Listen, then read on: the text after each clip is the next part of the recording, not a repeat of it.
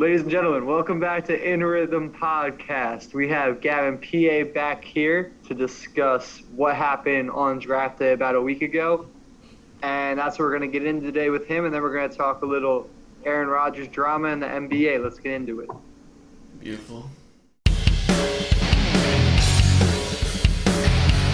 All right, Gavin.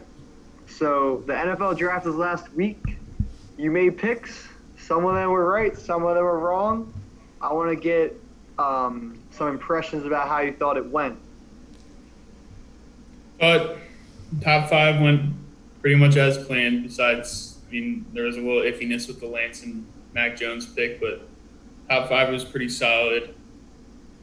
I really think a lot of teams hit it out of the park with this draft. I think not many fan bases are too upset. A lot of teams think they got the future going, but that'll be something we'll see in the next couple years. What about you? What did you like? What did you not like? What were your impressions? I think what Gavin said was right. A lot of teams thought that their team drafted well, and I kind of got that impression. So I didn't see too many mad fan bases. So I think that's a good thing.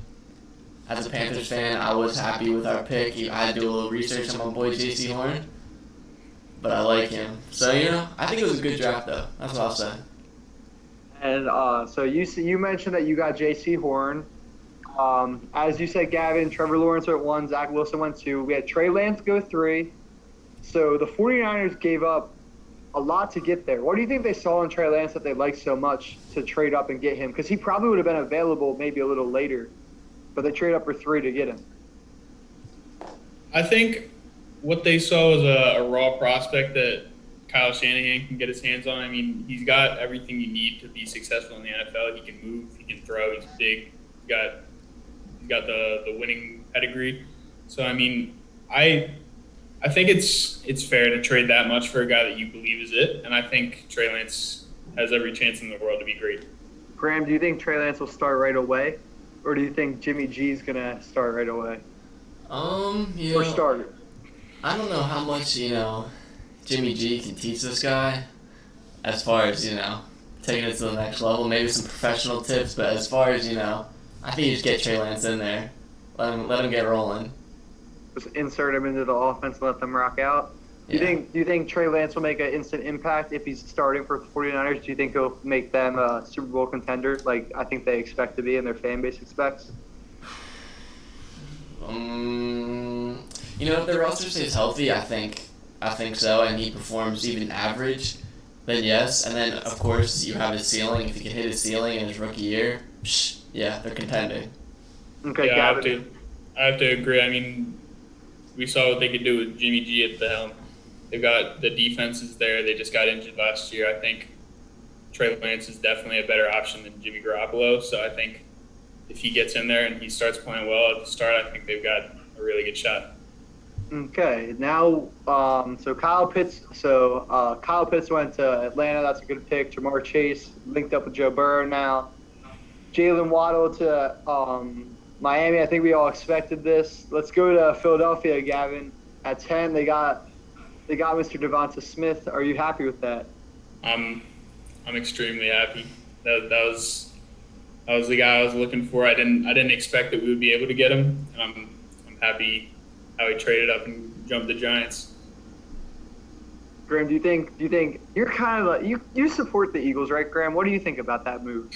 Well, I actually in no way support the Eagles, but I appreciate that, I think it was a good move, When I was doing the prediction, I was like, I'm going to have Devontae Smith go in there just in spite of Brian.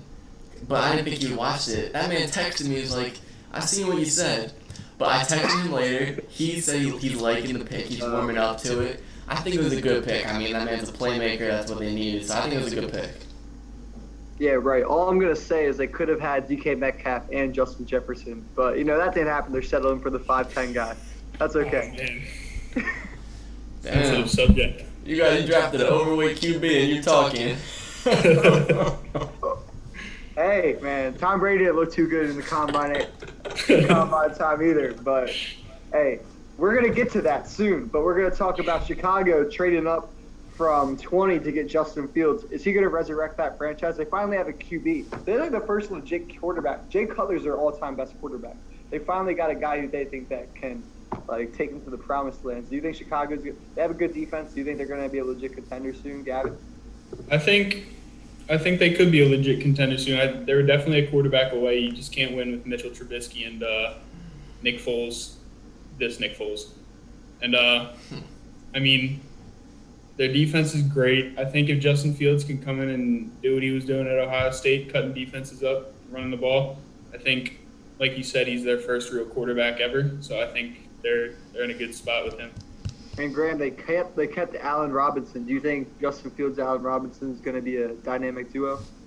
Well, I think for fantasy football purposes, Allen Robinson is going to be a good pick now they got a quarterback. Also, the Chicago Bears, I think they made like 13 straight Instagram posts just about Justin Fields. So I think they're excited about having a quarterback for the first time. So I think they're ready. Okay, so I approve of the move. I didn't expect them to move up. I know people were saying they needed a quarterback, but I thought they were just going to continue to settle as they have. Ryan Pace actually made a move, and it hopefully works out for them, for Chicago fans. Yeah. So, all the Bears fans. Yeah. So Micah Parsons went to Dallas. Rashawn Slater to Chargers. Then we got 15. Some people thought he was going to go third overall. So the Patriots got Mac Jones. I'm hyped. I think that he might not start right away, but I think that Mac Jones is a smart dude. I think he can throw the ball well. I think he's won before in college. He had 41 touchdowns to 4 interceptions last year. He had a bomb squad. I'm not going to ignore that. But, a winner translates to winning. So I like it. That's great, A lot of people think, he can't move a franchise. Do you think he's a franchise quarterback, Will? Do you think so? So all I'm going to say is that there's a system in New England where you just got to be clean with the ball. You got to do your job. And I don't think he needs to necessarily be the guy to move a franchise. If he does his job, the rest of the team will do their job. And literally the Patriots were 2 plays away from being 9-7 last year. And the team is totally better than they were last year. So I don't know if he's going to start this year, but I think the future in New England's looking bright, and he's definitely the long-term answer as of right now, as long as something unforeseen happens. And I'm liking him as a guy who's going to take care of the ball, and I think as he develops in his career, he might become someone who you can rely on to throw 30 touchdowns a season. That's my take. That's good insight right there. I like it, That's good optimism. Yeah, I have it. That's for sure. Okay, Gavin, what do you think about Mac Jones? I really like the fit there. He's touted as a football genius. Apparently, he can tell the defense what they're going to do before they even know what it is. He can read the defense really well. I think getting him in the building, getting him with Bill Belichick, 2 football geniuses, that just makes another great team. I really like the pick for the Patriots. Mm-hmm. I'm not one to make Brady comparisons. I'm not going to do that right now, but let's just say he is the most similar to Tom Brady out of the 5 quarterbacks that were drafted early in this draft. That's a good point. You're right about that one. So it's looking good up in New England. What else was interesting? You know what I thought was interesting? What? Back-to-back picks. Pittsburgh went 24 with Najee Harris when they their biggest problem was offensive linemen. They already have James Conner at running back. Obviously, he's been kind of injury prone the past couple of years. He's still there? But I think Connor's out of there. Yeah. Benny Snell, right? Benny Snell. Benny Snell, yeah. Okay, Benny Snell. So, obviously, he's probably not the best, but a running back's not going to be good if they don't have an offensive line. I kind of thought they were going to go off, especially with Big Ben being old. I thought they were going to go offensive line with that pick.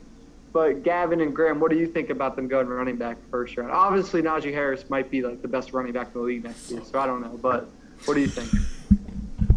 I definitely thought they were going to go offensive line too, but I mean, Najee Harris he's a workhorse back. He's going to be a guy that you can can rely on for 30 to 40 carries every week, which is going to be very helpful for Big Ben. I'm just worried about them keeping Big Ben upright because, like you said, they needed offensive line, and getting a running back without an offensive line is not the most ideal situation. But Najee Harris could be a generational back, so I'm not too upset with that pick for them. Yeah, and they did address offensive line later, but they could have probably gotten someone at higher value if they went with him that pick. Graham, what do you think?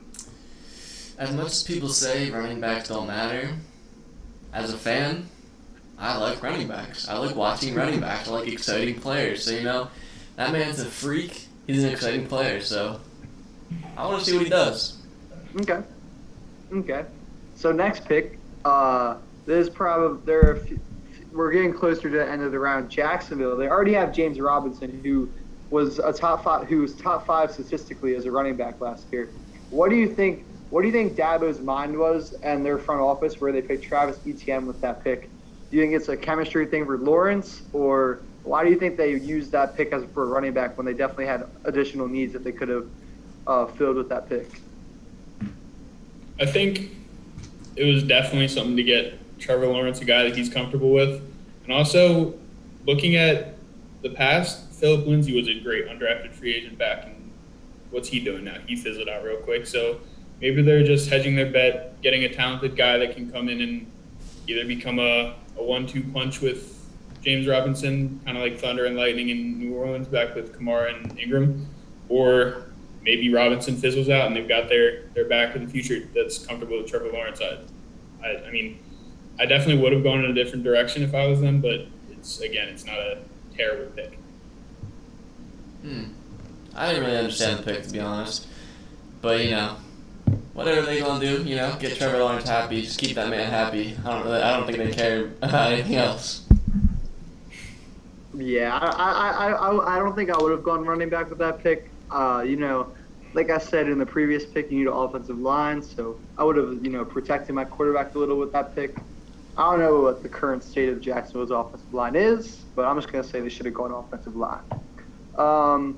So to end the first round, we had Cleveland going with Greg Newsome. Baltimore Ravens went with Rashad Bateman. They got Lamar wide receiver. Green Bay went corner. We're going to talk about Green Bay in our next section. Buffalo went D-end. Baltimore went again with a D-end, and the Bucs ended up getting more depth at defense with Joe Tryon. So, Gavin, Graham, last question about the draft, and before we send Gavin to go do great things in his life, who do you think out of this first round is going to have immediate impact on their team? Probably quarterback. Let's keep it to quarterback. So out of the 5 anyone. It could be because Kyle Pitts could be a dog too. So anyone. Who do you think is going to be first to impact their team? I think the easy answer here is Trevor Lawrence. I mean, he's going to be what everyone thinks he's going to be, and that's a franchise guy, and I think he can elevate Jacksonville. Probably not a playoff team, but definitely not bottom feeders for the next couple of years, and then maybe they get a couple pieces around them, and they're in a good spot. So I think Trevor Lawrence is a safe answer for the most immediate impact. I think, because I don't want to go quarterback because I want to be different. I'm going to go with Slater, who the Chargers picked. I think the Chargers have a pretty good roster. I think with Herbert, just protect that man, and he can carry you. So I think the Chargers are going to, I think they're going to be a little scary this year. I'm going to follow up with Graham here and go a little bit different here because I'm different. I'm going to go Rashad Bateman for the Baltimore Ravens out of Minnesota. I was watching the draft. I watched the whole first round, and I said to my roommate, I was like, man, this guy looks really good. Unfortunately, Minnesota's quarterback won't be throwing him the ball. It'll be Lamar Jackson. But still, maybe Lamar will prove me wrong. I've called him a fraudulent superstar. I'm going to keep that going until he, wins the Super Bowl, because if he's an MVP level and if he's the best in the top 2 quarterback in the top 5 quarterback in the league, he should be there soon. let's see what Rashad Bateman can do to help that offense. I think he could be potentially a guy to go for a lot of yards, a lot of touchdowns this year. Maybe he'll spaz up the Ravens offense a little. Maybe they'll make a Super Bowl run this year. So I'm going to go Rashad Bateman out of Minnesota. Beautiful, beautiful. Yeah, so that's what we have on our draft analysis. Gavin, Graham, and I want to thank you for coming on. Whenever football season gets closer, you're welcome to come back. We'd love to hear your insight. We know you're going to be like the next Scheffler or Rappaport. So appreciate you, big dog. Thank you for having me on. And go UD football this weekend. Go Ends. Let's go. All right. See you, Gavin.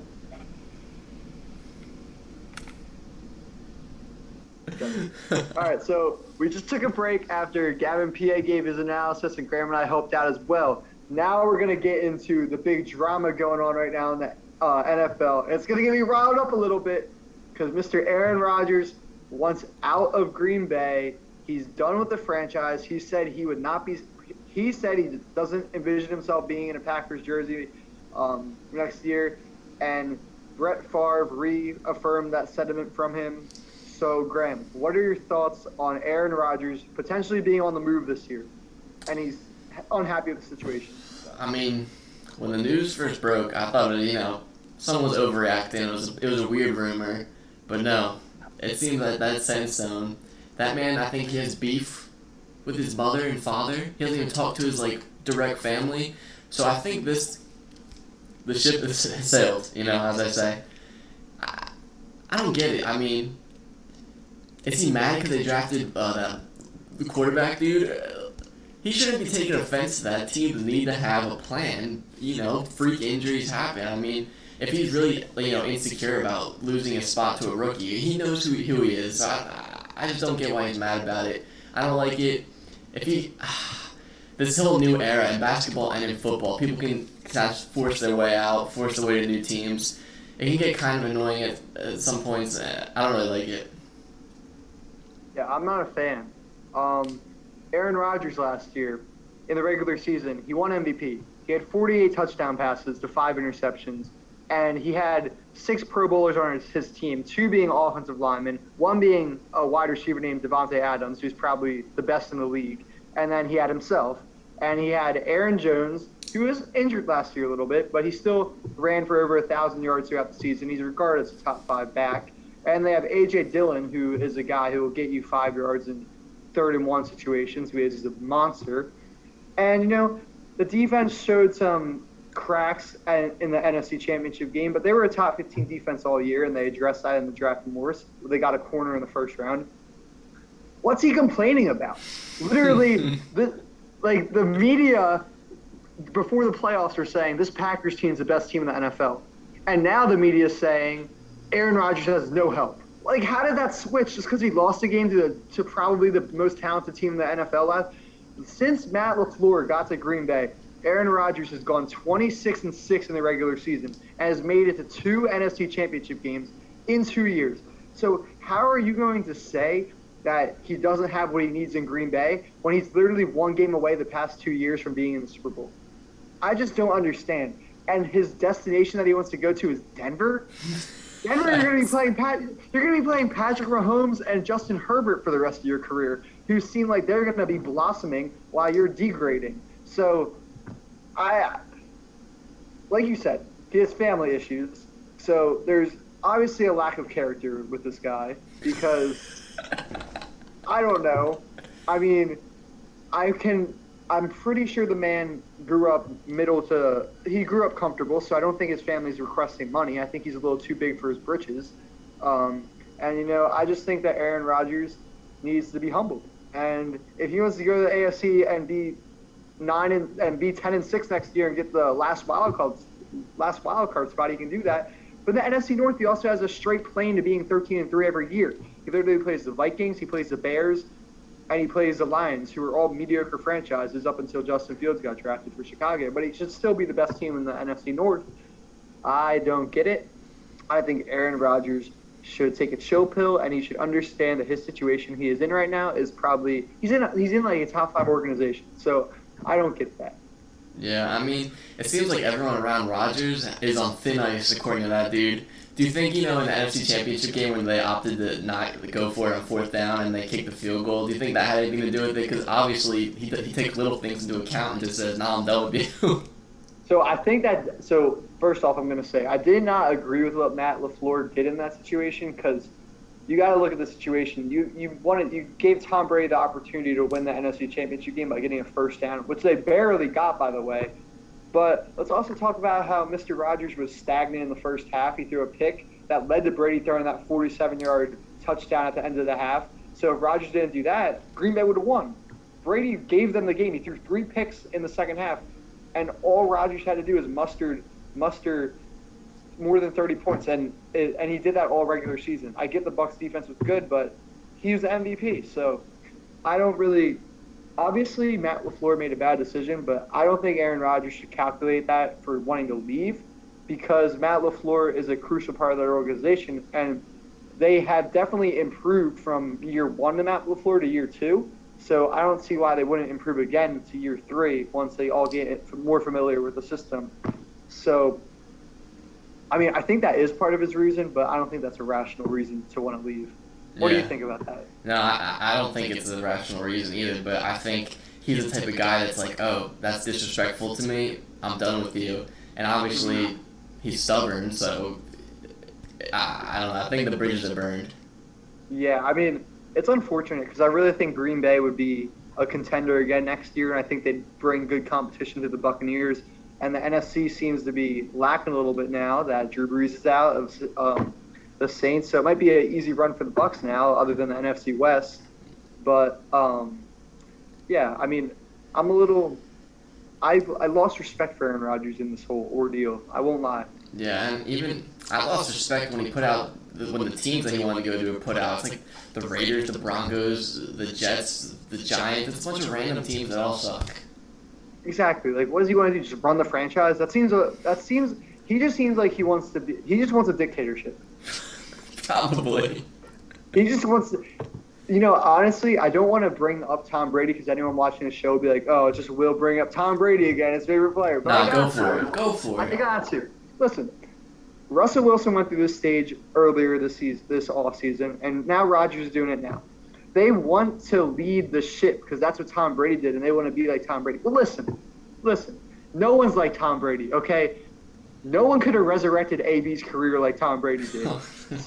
So all I'm going to say is that Tom Brady's the best quarterback of all time. He's also one of the best GMs in 21st century of the NFL.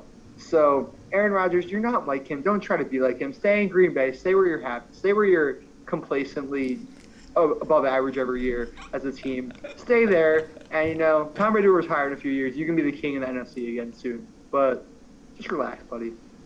RELAX. Relax. I think that's a great final statement. Yeah. So everyone knows how we feel. Aaron Rodgers, stay in Green Bay. Now, Graham, I wanted to also mention another topic. Logan Paul and Floyd Money Mayweather, they fight June 6th. Mm-hmm. And, it is what it is when it comes to that fight. Floyd Money Mayweather has never lost, as LeVar Ball would say in that tone. And Logan Paul, it is what it is. He's a YouTuber he trains hard. He might bring a formidable fight. But he's really, him and his brother, just really, they're making money moves right now by trying to get as many people to hate them so that they'll get viewership and just make as much money as possible. And I respect the game, right? Like, we talked about this earlier. Like, you really respect it. But I am in the part where I just want to see Floyd Money Mayweather knock this guy out. What do you want to see on that night? Well, I think for someone like you who you don't watch YouTube really, you don't follow it. All of the negativity is towards Logan's brother Jake. People like Logan, and then when Jake is with him, it kind of brings a bad aura around, and everyone just hates on both of them because they can't tell them apart. That's like me. That's where I'm at. Yeah. So Logan's a good guy. Yeah, a lot of people like him. A lot of people, they they're like, hey, I secretly hope Logan wins. Like, oh, what if Logan wins? But then as soon as Jake opens his mouth, everyone's like, nah, I hate them. So Yeah, I mean, I don't yeah. know. So you're kind of cheering for Logan, or what do you think? I'm cheering for Logan all the way. Like I fuck with him, and what if he wins? Just what if? Just what if? And you see the video when he said when Jake Paul was at like the weigh-in and he said, "I got your hat" or whatever, like the media day. Yeah. Now Jake, and then like an hour later, Jake Paul had on his website. It was like, "I got your hat" T-shirt. So It's Jake all Paul, calculated. He's just playing a game, Jake Paul, and he's winning right now. Yeah, it's all calculated. He's probably gonna get another fight with some huge UFC star. Mm-hmm. They're at the top right now. Yeah, and it's astonishing because it just started on YouTube, and now now ESPN's talking about them like they're literally Conor McGregor versus Manny Pacquiao. I know, it's ridiculous. I can see why people think it's like making a mockery of the sport because I don't know, they're in it so much.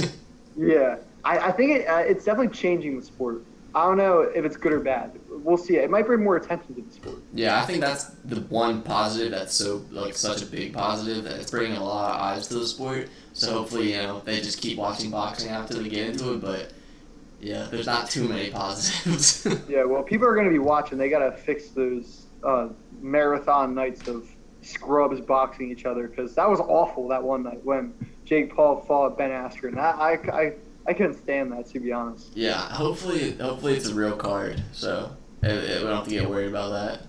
Yeah, it'll be interesting. I'm looking forward to the Logan Paul Mayweather fight, and then I'm looking forward to the Jake Paul Mayweather fight. That seems to be, it'll happen, I believe.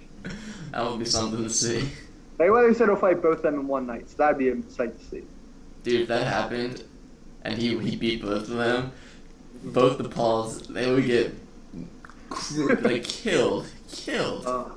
Oh man, that'd be a sight to see. I don't honestly, I'd want to see. It'd be interesting if Logan Paul gave Floyd Money Mayweather his first loss in his career. That would be something. I will say Logan's really technically sound. Not that he could do it against a real boxer, but when you see him for a YouTube person doing it for a few years, he is pretty technically sound. That's good. Well, so he might look good while losing. Hey, that's part of that's half of the battle. So that's what we got there. Graham, anything? So ESPN finally came out of their cave last week because not only did LeBron James come back, but LaMelo Ball came back. So half of their content is restored. What do you how are you feeling about LaMelo? I haven't really been keeping up to date with how he's been doing. Are you back on watching Charlotte and him playing all the time? Yeah, I've been watching them. He's been playing pretty good, averaging 18, 19 points per game, 6 rebounds, 6 assists. His normal stat line, so he didn't really lose a step. The Hornets they've been winning. But on the other side, because I only really wanted him to come back for the Rookie of the Year race, Anthony Edwards has been balling. That man's been putting up points, and he's been playing the whole year. So I really don't know which way that award's gonna go. So it's gonna be. I think it's gonna come down to the last game. Have they played each other this year? I don't think so. I feel like that would have been really big headlines, or maybe they did, and I don't know, but I don't recall that. I don't think maybe so. it was when LaMelo was hurt. Yeah, it might have been. Yeah, but and then LeBron. AD's out. Well, I think he's coming back in their next game, but he had a little issue in their game. That man goes down every game. Yeah, it's bad, dude. I really don't usually you get a feeling. Usually teams that are led by Brady and LeBron, they get better as the season goes on. I kind of feel like the Lakers are in a bad spot right now, where I don't really foresee them winning the title this year. They just kind of seem. Obviously, LeBron's gonna get better as he continues to play. He's gonna be LeBron, but I don't feel them this year. Do you think that? Well, I would say a lot of people probably feel that same way, but there was a stat I saw. It said all of LeBron's championship runs, his team in the last 10 games of the regular season have gone into the playoffs with a losing record in their last 10 games. Okay. So I guess it's a theme where his teams just kind of take their foot off the gas at the end of the season. I don't know. Maybe they're preparing for the playoffs. I don't know. They got to worry about not making the play-in first. So I think it's a little different this year. and LeBron's making statements like, I won't ever be fully healthy ever Yeah, again. bro. I don't get why he said that. Yeah, yeah, I don't know, but I mean, maybe that's the truth, and he's getting up in age, so it's definitely plausible. But I don't know why he'd say that to give his opponents any confidence. Yeah, I don't know. They play the Trailblazers tonight, and that's like the 6 and 7 seed. Mhm. That's the last spot for the play-in, so this is a big game for both of them. And LeBron's not playing, I'm pretty sure. So Dame should win, there's a lot of pressure on both teams. and so that game's at 10:30 tonight. I I'm believe assuming? so. West Coast team, yeah. Okay. Dang, they're about to be fighting for their playoff lives, I know. It's gonna be a good game, hopefully. and they'll be playing Steph Curry in the first round, in the first playing game. Do you know how the playing format's going? Yes. I know. Yeah. Do you want to explain it? No, you can explain it, Graham. Okay, so the 7 and 8 seed play each other, and the 9 and 10 seed play each other, and then the winner of the 7-8 seed, they're the 7 seed, so they're out of the plan. They passed, and then the loser, that'll be the loser of the 7-8 seed, plays the winner of the 9-10 game, and if the 9-10 winner wants to move on into the playoffs, they have to win twice. So it's a long road for the 9-10 seed. So basically, if you're the 7 or 8, you just got to win one. Yeah, pretty much, just one game out of 3. So. And I think that's a fair format. I think that's fair. It's like the other team's got to win 2, you got to win 1. You should be able to do that if you're better than them. Yeah, I agree. I don't know how I feel about the play-in tournament, but I think how it's set up is pretty fair. Mhm. Yeah, that's cool. I'm looking forward to that. There's only like 6 games left. People are saying Steph Curry's going to win MVP. Just give me a quick MVP prediction before we go to talking about what you've done the past couple days. Quick MVP, Jokic. He's the only one that's played all year. He's putting up stats, and they're like the 4th seed in the West. I don't think it's a debate at this point. Okay. And I'm just gonna agree with Graham because Graham's basketball knowledge is really off the charts. I would say I'd love to see my boy Steph Curry get second maybe, but his team's record just isn't really there. I think he will. I think he'll get top 3, to be honest. Okay. He's been on fire. It'll be fun to see what he can do in the playoffs. Yeah. Like in the play-in tournament to see if maybe he can sneak in the playoffs. Maybe get the Suns a little frazzled in the first round. Make him sweat a little bit. Yeah, make him sweat. I'd be scared if I was the Suns and I had to play Steph Curry. Yeah, me too, 100%. I'd be like, oh my god. like we worked all season to get the 1 seed just to play Steph Curry. No, that would definitely be the worst case scenario. Yeah, I'd be like, oh my gosh, I wish we were the 2 seed. So that's the NBA talk, Graham. We've been discussing a lot this episode, but I saw that the past couple of days you've been having some fun times. I saw that you were in. I'm not even gonna say what I saw. I'm gonna let you see what I saw because I know what I saw. Tell the fans. Okay, so, Wednesday, Thursday, I took a little 2-day trip to New York with my dad. I don't really have too many classes right now going on, and quite frankly, online class, very skippable. So, I'll go to New York. Wednesday night, caught a Yankees game because we're up there, why not? They're playing the Astros. Atmosphere was ridiculous, Had some vocab words I can't say thrown at him, The Yankees won. I got Stan's video, home run on video, and I was like the 2nd row, so it was a pretty cool video. Then the next day, my dad works in New York a lot, so I went to shadow him, get a little experience, see what he does in the day, and he was with some clients in Arthur Ashe Stadium, which is the biggest tennis stadium in the world, so it was surreal just being there empty. I got to hit on the court. I got to be next to like a replica of the actual trophies that they give the U.S. Open champions, so it was a really cool experience, jam-packed in about, 24 hours, so it was cool. Is your dad planning for the U.S. Open right now? That's coming up in August, right? Or is it moved because of COVID? What's the deal with that? It's September. I'm pretty sure that's when it's happening. And yeah, Okay. when the U.S. Open happens, he literally is in New York for 3 straight weeks during it. That's got his full attention. So they're starting to gear up, starting to get rolling with that. That's like his big thing, right? Like every year, yeah. The U.S. Open, yeah, that's the big thing for American tennis. Just U.S. Open, that's the thing. Well, that's fire, Graham. I'm glad you enjoyed, your week. I'm guessing that's your peak of the week. Yes, sir. That's my peak of the week. Probably the peak of the month so far. But yeah, no, that was a really good time. I mean, honestly, I don't know what can top that. Well, can you top it, Will? What was your peak? I can't top that. That's what I'm saying. I don't know. Like, I guess someone would have had to replicate what you did So I didn't do that. I was just here at school. Well, But come on, Will. What'd you do? Come on. I mean, huh? This is how I feel when you usually ask me. Yeah, I mean, I don't even. I'm kind of feel. Have you ever seen the movie 8 Mile? Of course. I kind of feel like I'm the rapper after Eminem. Just fried him. I just I have nothing to compare, man. Alright. Guys, Will's life is amazing. That man was smiling every day. That's all you gotta know. I don't know. I smile every day. I love my life, but like, come on, Yankees game, seeing the U.S. Open Stadium, like that's fire. But okay, I guess I'll say this. Last weekend of baseball coming up. This weekend we play Drew and Juniata. Hopefully we go 15-9. Let's go. 2 seed. Matt Query's team at Scranton, they have the 1 seed. They're 16-8. Ooh, you chasing them. We could see. We beat them 3. We beat them 3 out of 4 earlier in the season. So we could see a Wilbur and Matt Query. Even though neither of us really play, we could see a matchup like. Yes, sir. So that's me. I mean, I'm just hyped, man. I'm living life. I'm enjoying the ride. Finals this week, and then I'm done. Then it's a good life, man. So That's Graham, beautiful.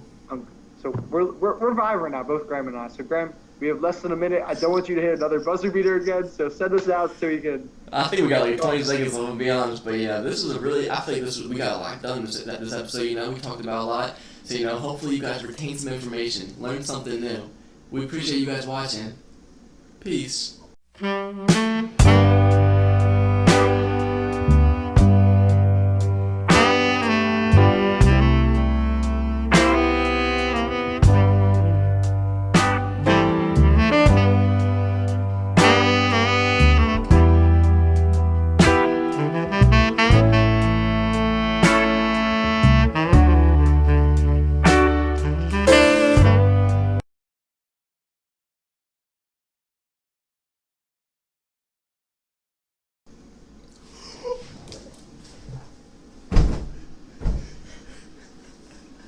Oh my